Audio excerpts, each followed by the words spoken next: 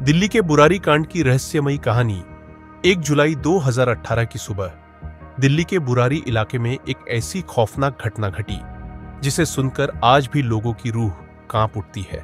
हर रोज की तरह गुरचरण सिंह सुबह सुबह वॉक पर निकले और वॉक खत्म होने के बाद डेयरी की दुकान पर दूध लेने पहुंच गए, मगर उस रोज दुकान का शटर गिरा हुआ था। ऐसा पहली बार हुआ था।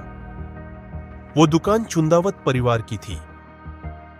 हर रोज उस घर का बड़ा बेटा भुवनेश गुरचरण सिंह के साथ चलने पर जाया करता था, मगर वो भी आज कहीं नजर नहीं आया। गुरचरण सिंह को यह बात थोड़ी अजीब लगी।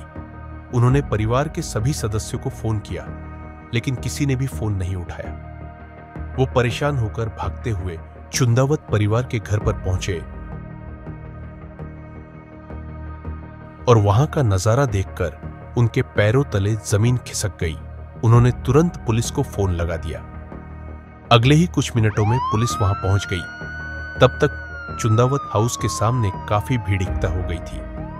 पुलिस उन सब के बीच से भागकर अंदर पहुंची तो जो उन्हें देखा वो दृश्य किसी नरक से कम नहीं था। वो देखकर उनके होश उड़ गए और आंखें फटी की फटी रह गई। पूरे परिवार ने कपड़े के फंदे से लटककर आत्महत्या कर ली थी। लाशें छत से झूल रही थीं। सभी के हाथ और पैर पीछे की ओर बंधे हुए थे। आंखों पर पट्टी बंधी थी और घर की सबसे बूढ़ी औरत की लाश अंदर कमरे में उसी हालत में मिली। ऐसा क्या हुआ था और क्यों हुआ था, ये जानने के लिए हमें थोड़ा पीछे जाना पड़ेगा। चुंदावत परिवार वैसे तो राजस्थान से था, लेकिन वो पिछले 22 सालों से दिल्ली के बुरारी इलाके में रहते थे। पूरे परिवार का एक प्लाईवुड और एक किराने की दुकान का बिजनेस अच्छा था। चुंदावत परिवार काफी खुश मिजाज का था और उस परिवार के सदस्य काफी मददगार थे। परिवार में कुल 12 लोग थे। भोपाल सिंह, उनकी बीवी नारायणी देवी और उनके 2 बेटे और एक बेटी थी। ललित छोटा बेटा और भुवनेश बड़ा। प्रतिभा एक विधवा थी और उनके साथ ही रहती थी। भुवनेश की बीवी थी सविता और दोनों की 2 बेटियां और एक छोटा बेटा था, नीतू, मोना और ध्रुव। प्रतिभा की एक बेटी थी प्रियंका। ललित भी शादीशुदा था और उसकी बीवी थी टीना और उन दोनों का एक छोटा बेटा था शिवम। पूरा परिवार काफी धार्मिक था। उस दिन पुलिस को कई डायरियां मिली जिन्हें पढ़ने के बाद राज खुल गया, लेकिन उन डायरियों में लिखी बातें कितनी सच है या कितनी झूठ, इसका अनुमान लगाना बहुत मुश्किल है। डायरी में अजीब अजीब सी विधियां लिखी थी जिसे आज तक चुंदावत परिवार फॉलो करता आया था।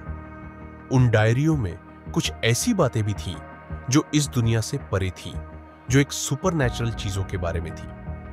थोड़ी देर बाद पुलिस को ललित का फोन मिला, जिसे यह पता चला कि ललित को आत्माएं, पुनर्जन्म, कब्रिस्तान, मौत के बाद क्या होता है, काला जादू सब में काफी रुचि थी।